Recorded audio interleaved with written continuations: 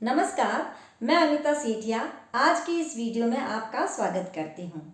इससे पहले के वीडियो में हमने वर्ण विचार पढ़ा। आज हम शब्दों पर विचार करेंगे। वर्णों से मिलकर शब्द बनते हैं ना, तो हम शब्द विचार करेंगे। शब्द क्या होते हैं? सार्थक ध्वनि समूह। जो ध्वनि समूह होता है जिसका अर्थ सार्थक निकलता है उसे हम शब्द कहते हैं। सरल भाषा में यह कहा जा सकता है कि ऐसी ध्वनियों का समूह जिसका अर्थ सही निकलता हो वह शब्द कहलाता है। जैसे अगर हम बात करें एक शब्द की गड़बड़, तो गड़बड़ शब्द गड़बड़ 4 वर्ण आए हैं, ध्वनियां हैं और इनको सामूहिक रूप से पेश किया गया है। एक अर्थ निकलता है गड़बड़ होना। इसी तरह से अगर हम कहें कमल या कलम तो इनका सार्थक अर्थ निकलता है, तो ये शब्द कहलाते हैं। अगर हम इनको उल्टा सीधा लिख देंगे कलम कमल, कमल तो सही है, जैसे क म ऐसा कुछ लिख देंगे या उल्टे सीधे इसका सेट बना देंगे जिसका कोई अर्थ नहीं निकलता हो तो वो शब्द नहीं कहलाएंगे। तो शब्दों को जानने के लिए हम उसका एक भेद भी करते हैं शब्दों का। तो कई आधारों पर शब्दों का हम भेद करते हैं। जैसे प्रयोग के आधार पर भेद करते हैं कि शब्द का प्रयोग कैसे किया जाएगा। उसके उत्पत्ति के आधार पर शब्द भेद करते हैं कि शब्द की उत्पत्ति कहाँ से हुई है, इसका अर्थ क्या निकलता है, तो अर्थ के आधार पर भी हम उसका भेद करते हैं। इसकी बनावट कैसी है तो उसके आधार पर भी हम शब्द भेद करते हैं। और व्याकरणिक प्रकार्य क्या है इसका, तो इन सब आधारों पर हम शब्दों का भेद भी आज इसके वीडियो में जानेंगे। इस वीडियो में हम शब्द की परिभाषा, शब्द किसे कहते हैं, सही शब्द क्या होते हैं, सार्थक क्या होते हैं, निरर्थक क्या होते हैं, शब्दों के भेदों के आधार क्या हैं, इन सब को हम विस्तृत रूप में समझेंगे। आइए चलिए करते हैं शब्द विचार।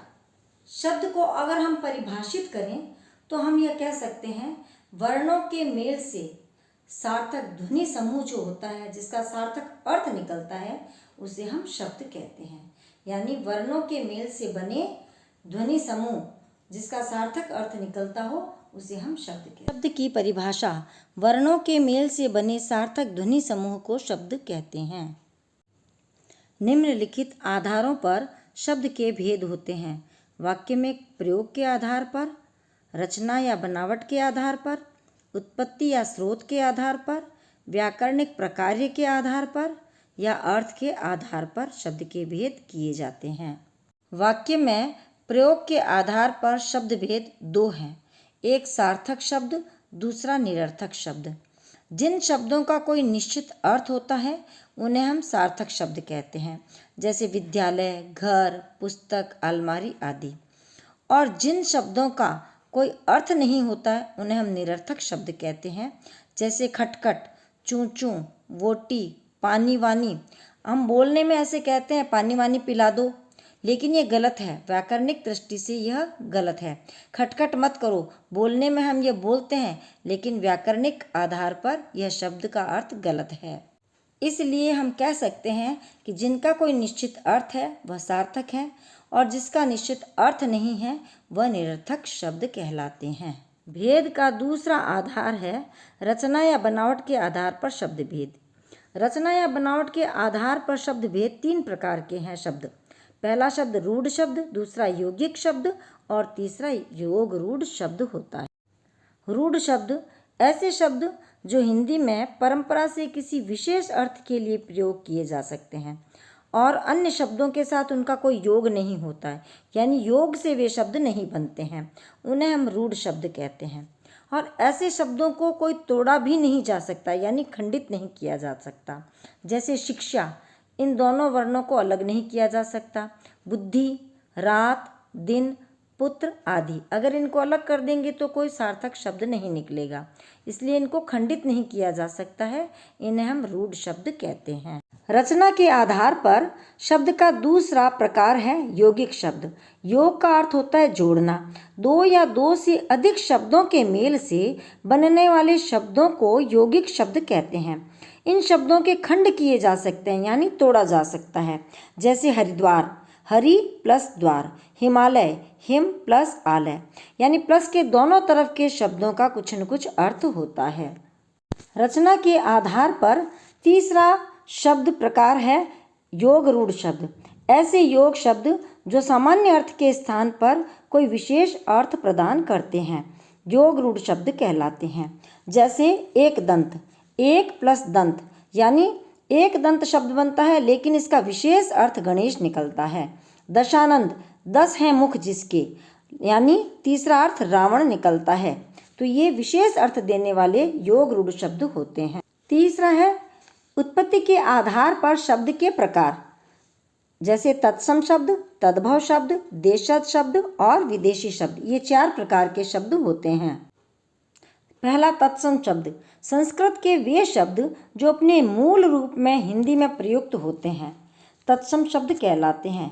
जैसे जिह्वा, भिक्षा, सर्प, दुग्ध, अश्रु, हस्त, ये मूल रूप में ही हिंदी में बोले जाते हैं। उत्पत्ति के आधार पर शब्द का दूसरा रूप है तद्भव शब्द।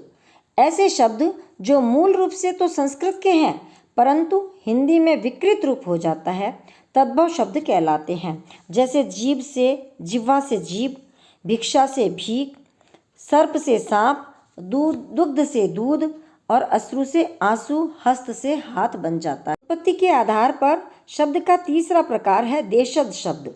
जो शब्द क्षेत्रीय प्रभाव से आवश्यकतानुसार हिंदी भाषा में आ गए हैं देशज शब्द कहलाते हैं। जैसे लोटा, टांग, डिबिया, पगड़ी, खिचड़ी, ठेठ आदि ये क्षेत्रीय भाषा में बोले जाने वाले शब्द होते हैं। उत्पत्ति के आधार पर शब्द का चौथा प्रकार है विदेशी शब्द।